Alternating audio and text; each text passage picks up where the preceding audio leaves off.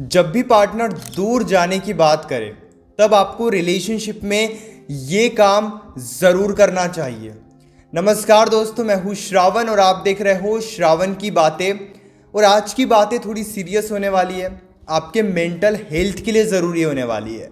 अगर आप दुखी हो, एंजाइटी में हो, परेशान हो, दुखी हो इस बात से कि पार्टनर आपको छोड़कर जाने की बात कर रहा है, पार्टनर आपसे दूर जा रहा है, आपको नहीं समझ में आ रहा है कि इस सिचुएशन में आपको क्या करना चाहिए, आपके साइड से कुछ गलती हुई है जिस वजह से पार्टनर आपको छोड़कर जाने की बात कर रहा है, या पार्टनर की खुद की गलती के वजह से पार्टनर आपको छोड़कर जाने की बात कर रहा है, या फिर मान लो आपके और उनके बीच में कोई फाइट हुई है और वो फाइट इतनी ज़्यादा बढ़ गई है जिस वजह से पार्टनर आपको छोड़कर जाने की बात कर रहा है।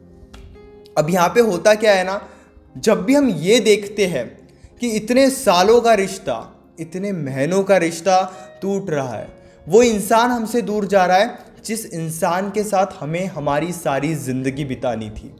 तो जब भी वो पल हमारे लाइफ में आता है जहाँ पर वो इंसान हमें छोड़ने की बात करता है, तो हमें ऐसा महसूस होता है कि हम हमारी ज़िंदगी की बहुत कीमती चीज़ को खो रहे हैं।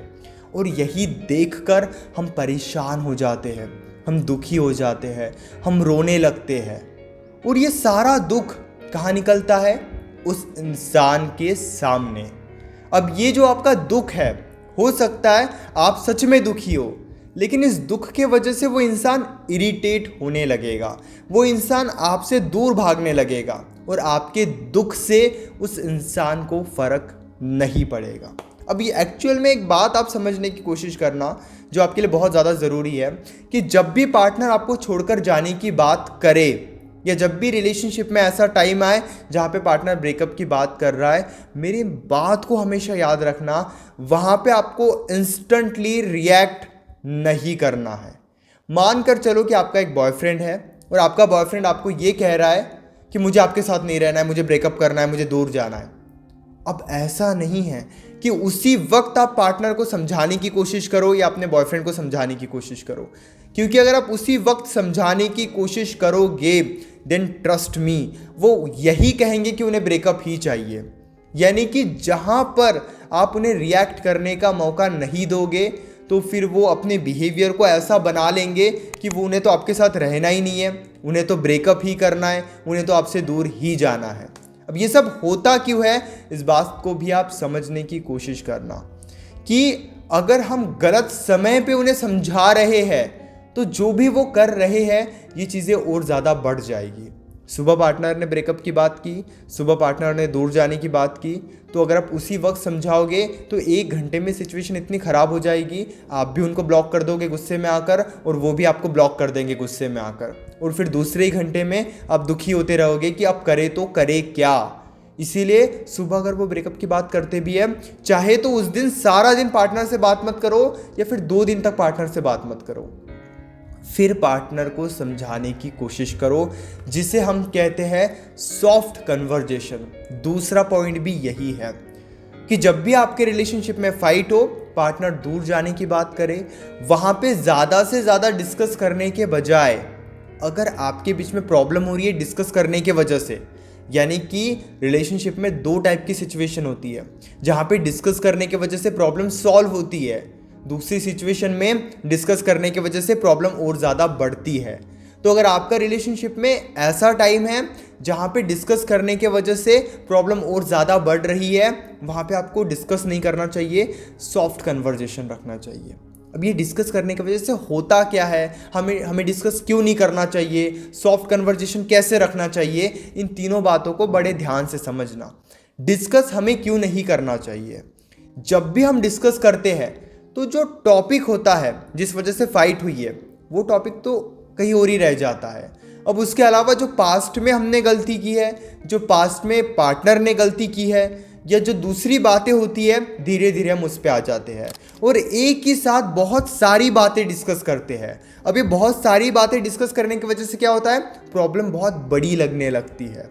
कई बार क्या होता है ना, पार्टनर थोड़ा इग्नोर करता है, फिर उस पर बातें होने लगती है और वो बातें बहुत ज़्यादा बढ़ जाती है। क्यों बढ़ती है? क्योंकि हम एक ही टाइम पे बहुत ज़्यादा बातें डिस्कस कर रहे हैं, बहुत ज़्यादा। जैसे मान लो आपका एक बिज़नेस है, आपको बिज़नेस में एक दिन लॉस हुआ मान लो 1,000 रुपये का, फिर और 2 महीने के बाद लॉस हुआ 10,000 रुपये का, फिर और 2 महीने के बाद लॉस हुआ 5,000 रुपये का। ऐसे आपको 1-2 महीने में 5-10 हज़ार का लॉस हो जाता है।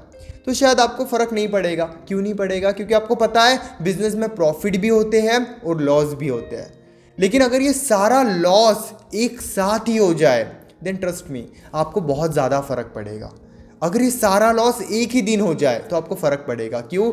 क्योंकि वो सब एक साथ हो रहा है, तो वो बहुत बड़ी चीज़ लग रही है हमें। इसी तरीके से रिलेशनशिप में हम जब पुरानी बातें लेकर आते हैं कि 2 महीने पहले ऐसे हुआ था, 6 महीने पहले ऐसे हुआ था, तो वो बहुत बड़ी प्रॉब्लम हमें लगती है। इससे बचने का क्या तरीका है? Soft conversation. सॉफ्ट कन्वर्जेशन का सीधा सा मतलब आप समझना, आपको कंफ्यूज नहीं होना है कि पार्टनर के कांटेक्ट में रहने की कोशिश करो। नॉर्मल हाय हेलो, अगर इतनी भी बातें हो रही है तो उतनी बातें करो। सिंप्लिसिटी के साथ इतना समझ जाओ कि आपको उस बारे में डिस्कस नहीं करना है जिस वजह से आपके बीच में फाइट हो रही है। आपको लगेगा कि उसके अलावा हम क्या बात करें, गुड मॉर्निंग का मैसेज करके छोड़ दो, नाइट में गुड नाइट का मैसेज करके छोड़ दो। अगर उनका वहाँ से रिप्लाई आता है कुछ दिन ऐसे ही चलने दो। सॉफ्ट कन्वर्जेशन में ना बड़ी पावर होती है। वो भी आपके बारे में सोचते हैं, आप भी उनके बारे में सोचते हो, और जो फाइट का माहौल बन जाता है ना, तो फाइट का माहौल नहीं बनता है। अब सॉफ्ट कन्वर्जेशन से भी बात ना बने तो फिर नो कॉन्टैक्ट रूल हम फॉलो करते हैं। अब नो कॉन्टैक्ट रूल के लिए मैंने ऑलरेडी कुछ वीडियोस बनाई है, आप जाके चेक कर सकते हो। यहाँ पे मैं एक्सप्लेन नहीं करने वाला हूँ। तो आपको क्या करना है, पहले तो वहाँ पे रिएक्ट ही नहीं करना है जहाँ पे ब्रेकअप की बात निकलती है। दूसरी बात, ध्यान से आप समझो कि आपको सॉफ्ट कन्वर्जेशन रखना है, ज़्यादा डिस्कस नहीं करना है। अब डिस्कस कब करना है? जब आपको लगता है कि अब 4-5 दिनों से सॉफ्ट कन्वर्जेशन है, 4-5 दिनों से नॉर्मल बातें भी हो रही है, hi hello, good morning, good night, good evening, good afternoon, जो भी रहता है, और ये सब होने के बाद आपको लग रहा है फाइट नहीं हो रही है हमारे बीच में, फिर आपको वहाँ पे ये बातें डिस्कस करनी है कि आपके बीच में प्रॉब्लम क्या चल रही है। जब आप सिचुएशन को रिलैक्स करने के बाद ये सब डिस्कस करोगे देन ट्रस्ट मी फिर ही उनका ध्यान आपकी तरफ आएगा, और ये समझना आपके लिए काफ़ी ज़्यादा ज़रूरी है। अब सबसे आखिरी बात, और जो आपके लिए काफ़ी ज़्यादा ज़रूरी है, अगर आप उन्हें समझा कर थक गए हो, आपने बहुत अच्छे से समझा दिया, प्यार से समझाया, आपने रो कर समझाया, दुखी होकर समझाया, फिर भी वो समझने के लिए तैयार ही नहीं है, तो इस सिचुएशन में आपको क्या करना होगा? इस सिचुएशन में आपको एक डिसीजन लेने की ज़रूरत है कि आप कुछ दिन तो उन्हें उनके हाल पे छोड़ दो, 10, 15, 20 दिनों के लिए, और क्लियरली उन्हें बताओ कि आप ऐसे फाइट कर करके नहीं रह सकते, और अगर इस सिचुएशन में ब्रेकअप होता भी है, यकीन करो आपको ब्रेकअप के लिए भी तैयार होना होगा, क्योंकि किसी की इच्छा नहीं होती है जब ब्रेकअप होता है। तो अब रिलेशनशिप में कई बार क्या होता है ना, दोनों में से किसी एक की वजह से ब्रेकअप होता है, लेकिन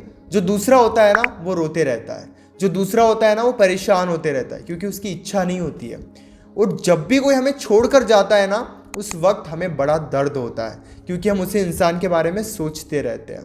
तो अगर आपने अच्छे से समझा दिया, प्यार से समझाया, फिर भी वो नहीं समझ रहे हैं, तो फिर आपको ब्रेकअप करना ही होगा।